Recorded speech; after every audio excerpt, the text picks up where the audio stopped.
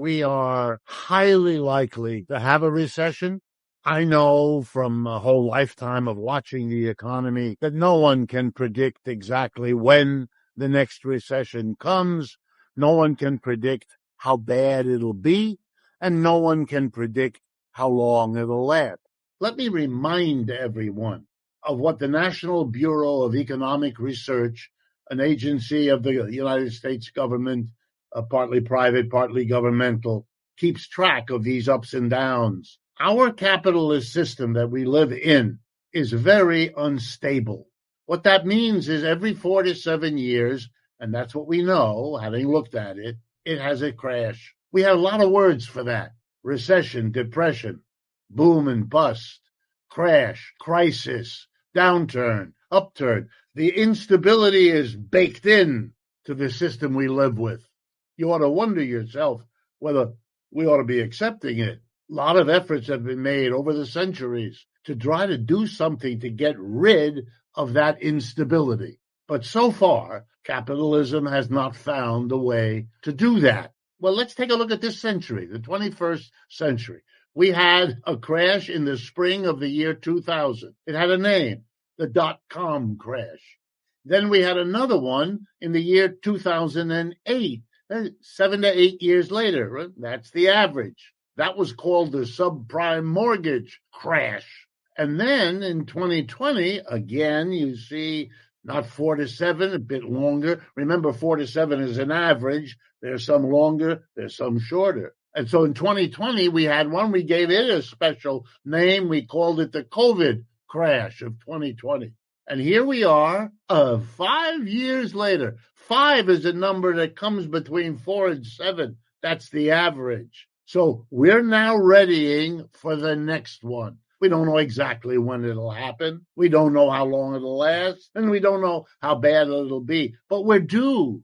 And we have never escaped from them in the past. That's why we call the system unstable. That's why the National Bureau of Economic Research tells us it's a 4 to 7 year average, because they have so many examples to look at and with which to calculate that average. So yeah, I think we're going to face, and we're going to have it, and it's going to possibly be very, very bad. The tariff is a tax. It is a tax that a country puts on goods and services that are produced outside the country, but that come into the country where they are finally sold and consumed by whoever buys them. So what you're doing is applying a tax when an externally produced good or service crosses your border into your country. Tariffs are hundreds and hundreds of years old. There's nothing new. There's nothing original. There's nothing exceptional about a country applying tariffs. Therefore, there's an immense literature in every decent library full of books and articles that explain how tariffs work, what their goals are, and a good literature examining when they did and when they didn't achieve the goals that were set for them. So we know all of that. And here's the simple conclusion of all that literature, which I, as a professor of economics all my life, have had to teach to generations of students. Number one, you don't know when you impose a tariff what its results will be. Hello guys, welcome back to the channel. I'm hoping that you're super great from wherever you're watching me from. As you know, this is your presenter Generic Stories, and I'm hoping that you are super fine from wherever you're watching me from. Now, Richard DeWolf has so much been so an effective tool when we come to talk about the things that are happening in the United States today. A lot of professors, a lot of intellectual, a lot of panelists are trying to talk about the decline of the United States. And Richard DeWolf also talks about this, and he shares how this is so much inevitable. And he tries to warn America about all these things that are happening. And I find it really interesting because majority of what Richard DeWolf said, also we have Chris Age, who also talks about all this decline of the United States. And I like the perspective, two of them, because they tend to see America as a capitalist, you know, they tend to see United States as a capitalist country. And one of the things that have made it fail is the system, that is the capitalism that they're trying to use. And a lot of things have fueled this, including greed of the corporation, but this still explains the effects of capitalism in a society. Now, Richard DeWolf, a Marxian economist and a public intellectual, has warned repeatedly that capitalism, as practiced in the United States, has played a central role in the decline and the destruction of the three distinct versions of the United States. We have the socioeconomic structure. And these lectures, writings, Wolf argues that unless there is a fundamental transformation of the economic system, capitalism will destroy the fourth iteration as well. His critique draws from historical evidence, class analysis, and Marxist economic theory. We need to talk about this because this is really, really important, and I think we all need to educate ourselves when we try to know the things that are happening across out there. Now, as you know, these are presented Generic Stories. I want us to watch this video. It is really, really eye-opening because it talks about fundamental things that is making the United States fail.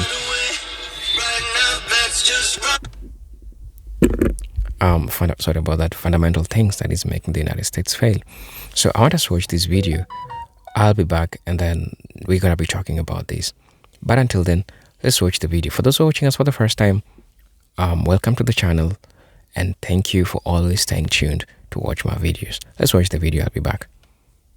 You know, it's a little bit like raising an interest rate or changing the value of your currency or any other kind of important economic change. It can go this way or it can go that way, and it depends on the context and the other things going on, what the effect of a tariff or any of these other things will be. So when you hear either Mr. Trump or any of his economic advisors telling you we're putting on a tariff because it's going to have this particular result, my politest way of responding is you'd be better off talking to somebody else, because this is a person who is telling you something they cannot know.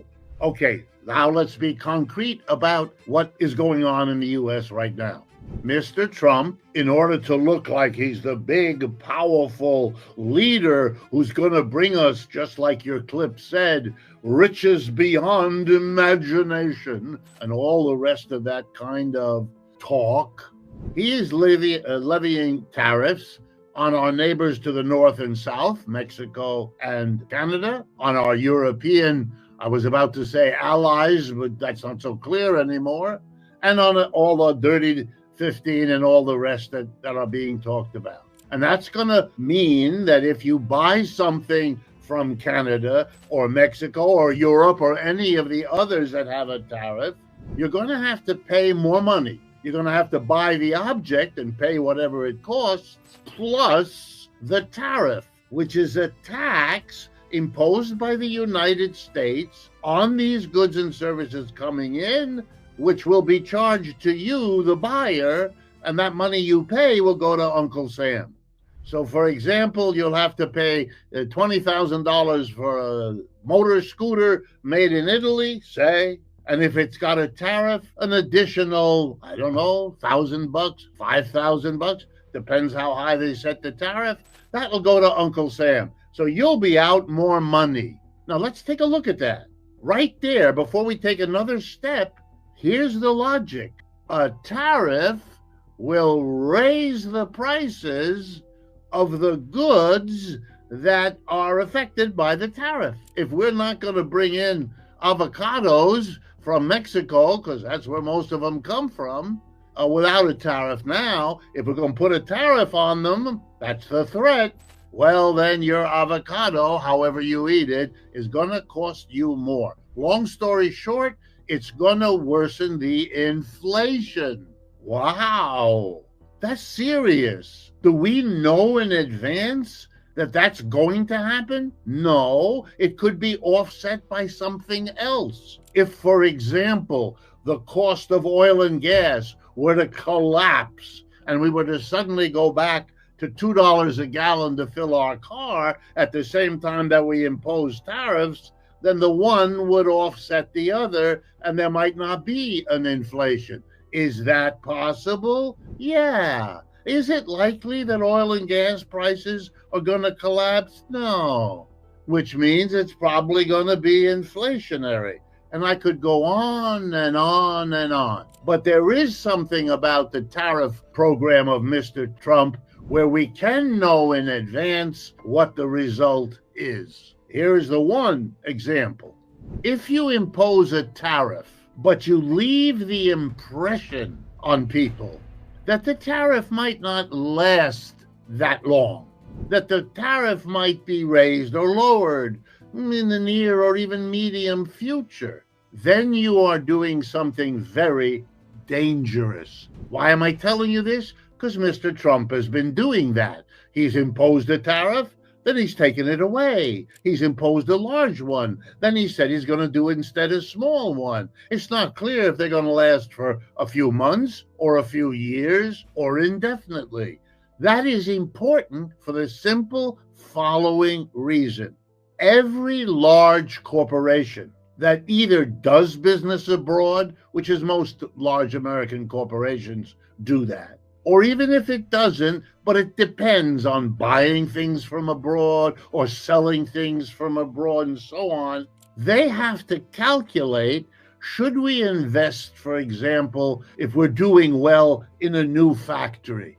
If you're doing well, hopefully, this is the kind of question your executives face.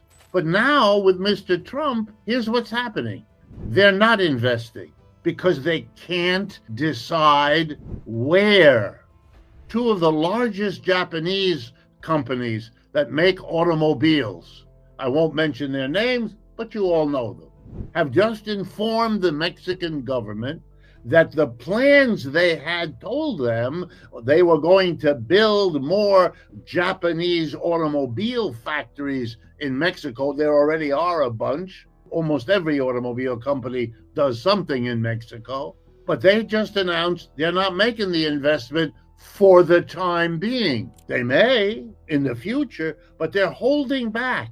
Why? Because they know it makes no sense for them to invest in a car company in Mexico on the hope that they could sell those cars in the United States without paying a tariff, because there isn't one now, and there hasn't been one between the United States and Mexico for many years. Now they don't know.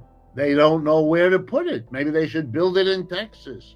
Maybe they should build it in a third country. Maybe they should stay home in Japan, build it there. Here's what's happened. Many companies have already announced very clearly, because they have no reason to hide it, that because of the uncertainty within which the whole tariff conversation is discussed, they're holding back. And the way capitalism works, if the corporate sector holds back investment, means it's not hiring the workers it might otherwise have hired. It's not buying the goods and services it would have had to buy if it had made the investment. And so suddenly the demand for people, the demand for goods and services falls down, and we get what's called a recession. That's why you hear all the talk of recession now. The fault and the blame goes first to the corporate executives who make the decision to invest or not, here or there.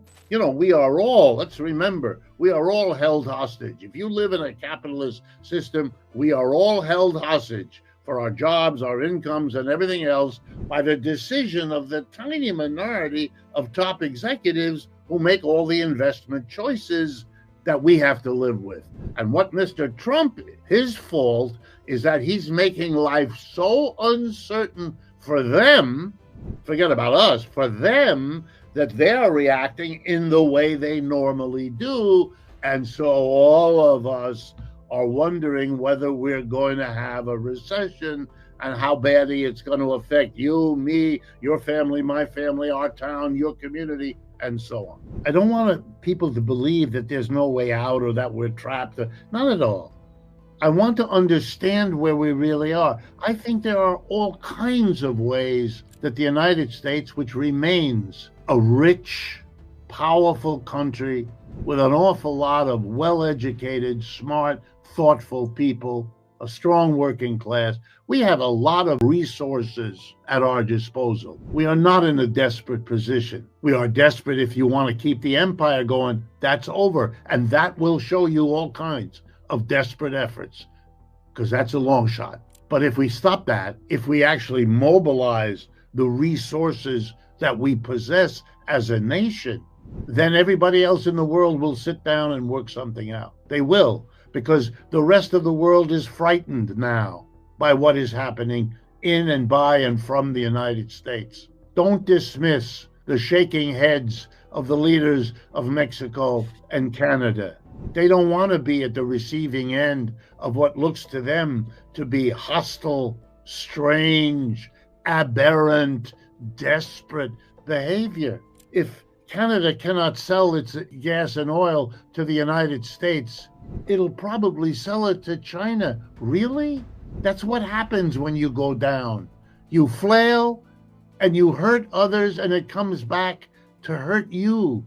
We don't need to do that. We shouldn't do that. We are entertaining politicians who think that's what we want to hear and see.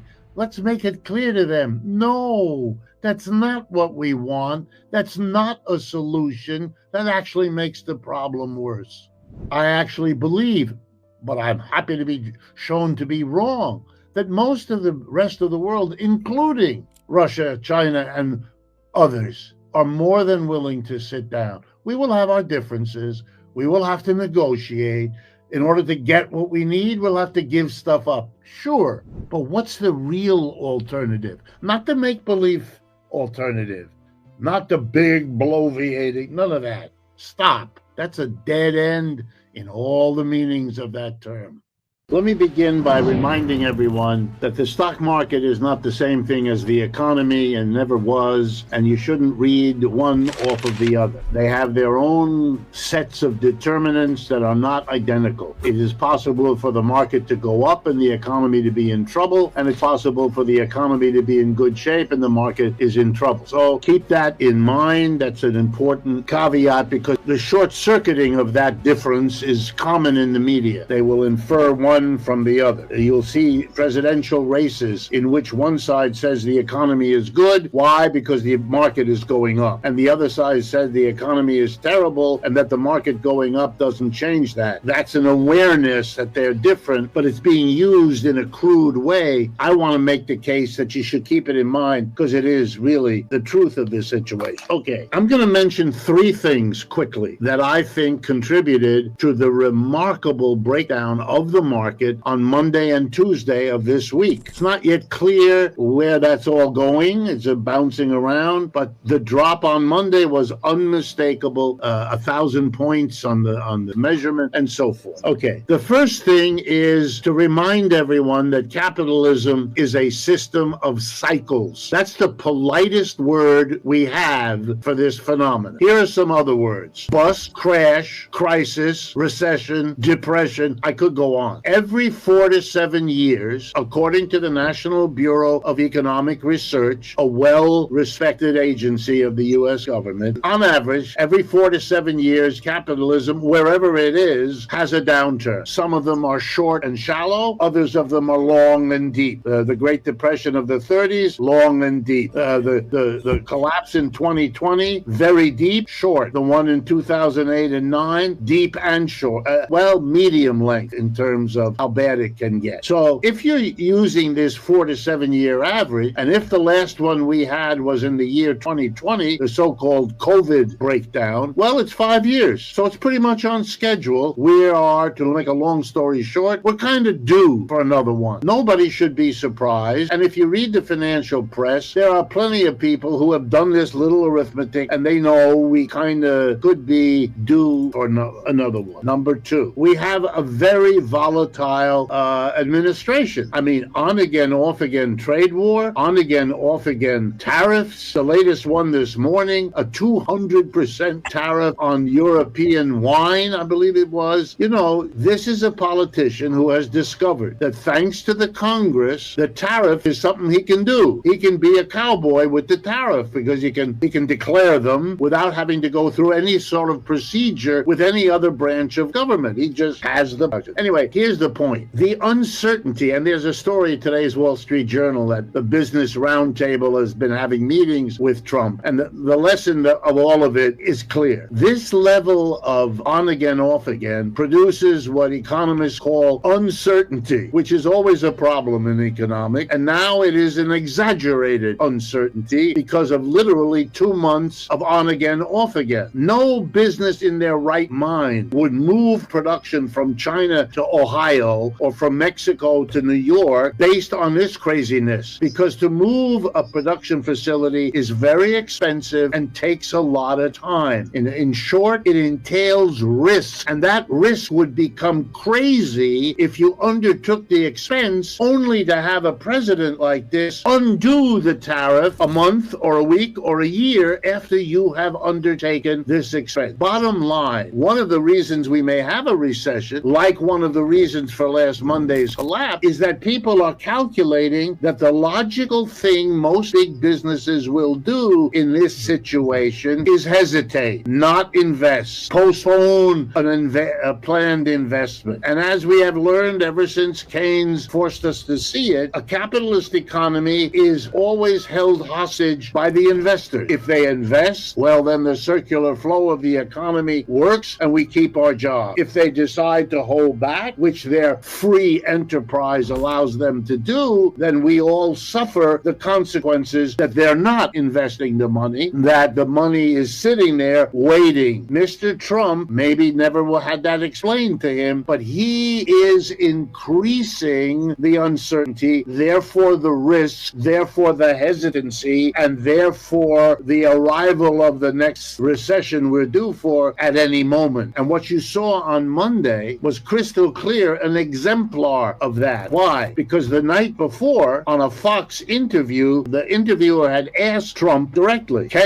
some words like, can you rule out a recession this year? And he fudged. He didn't give a clear answer. He clearly did not want to go and say, oh, don't worry, it'll be taken care of. He couldn't even give that. If you put that together with what happened earlier last week, and I believe we mentioned it last time in our conversation, earlier last week, the Atlanta Federal Reserve Bank issued its prediction for 2025. They said a recession is coming. They predicted a decline of the GDP, I believe in the neighborhood of 2%, which would be not just a recession, but a bad one. Wow. So now there's in the air all of this, add the uncertainty, and you've got all the conditions. And then finally, I want to stick in here, I know I'm special pleading here, but I do believe that we are living in the decline of an empire, and that it is the background music. No, it doesn't explain the stock market on Tuesday or Monday. No, it doesn't. But it is there is the gnawing, worrisome backdrop in the minds of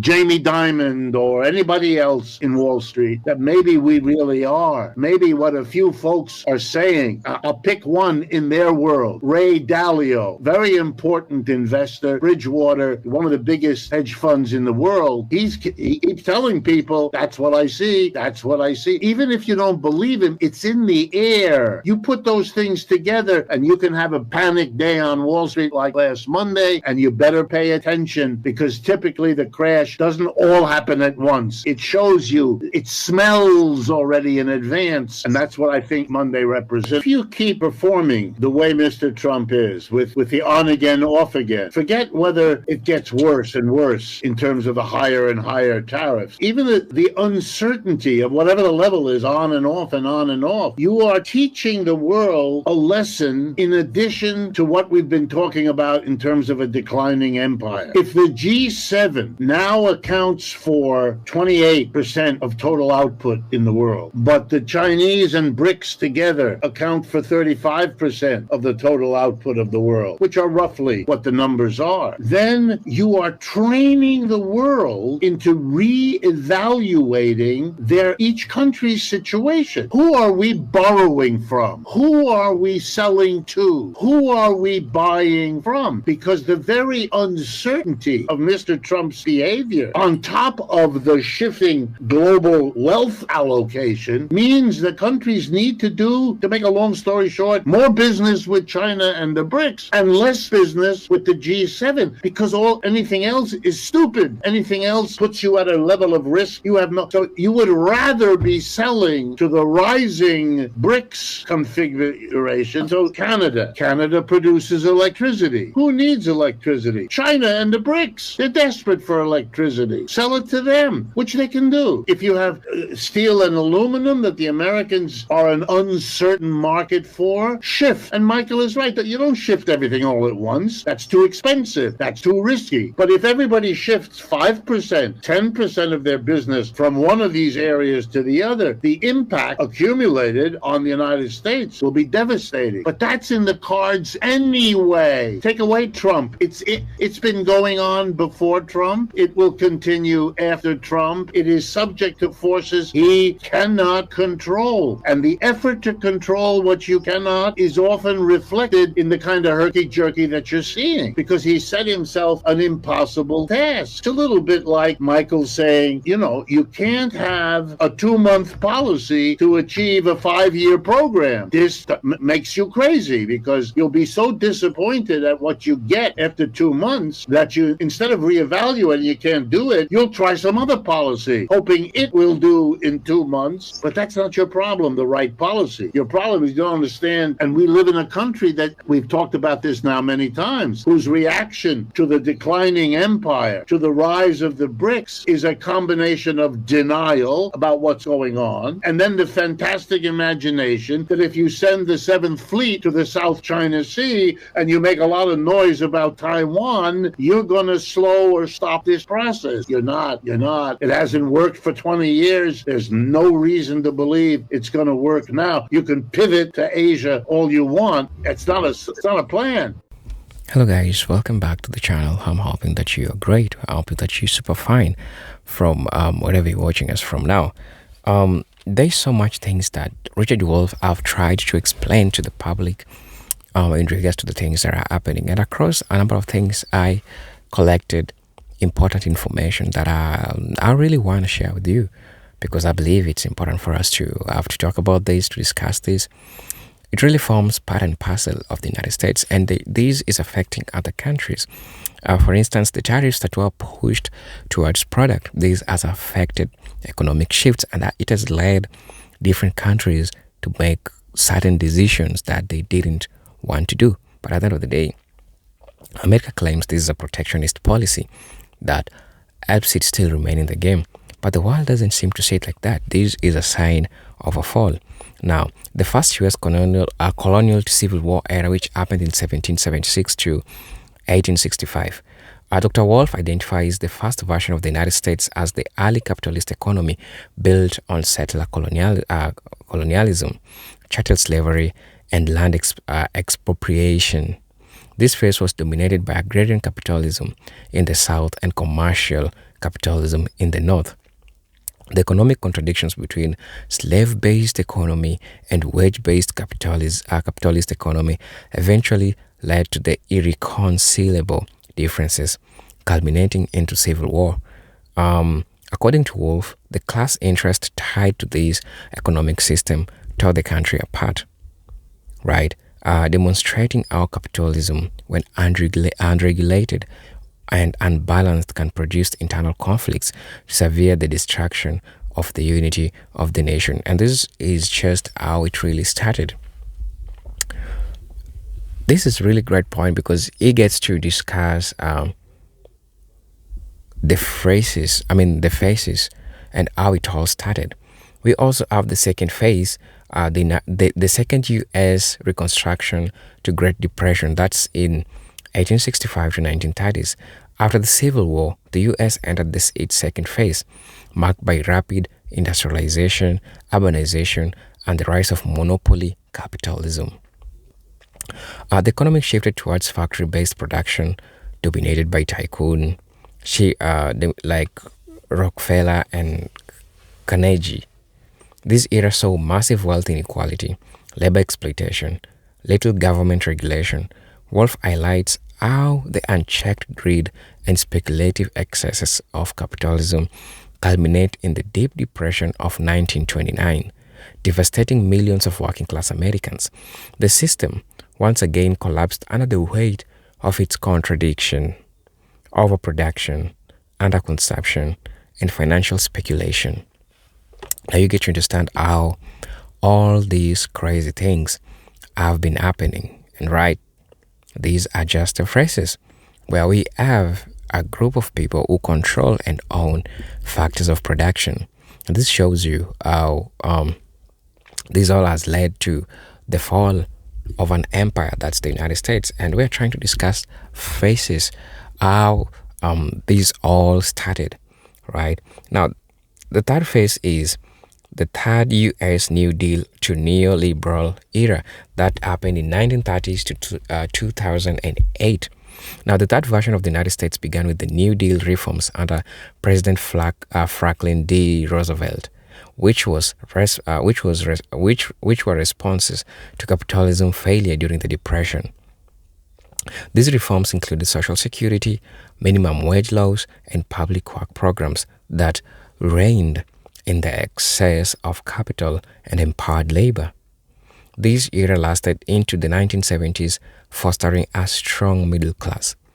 However, beginning in the 1980s under Reaganomics, neoliberal capitalism, and dismantled these protections, deregulation, tax cuts for the rich, union busting, and globalization reversed the gain of the New Deal, concentrating wealth again at the top.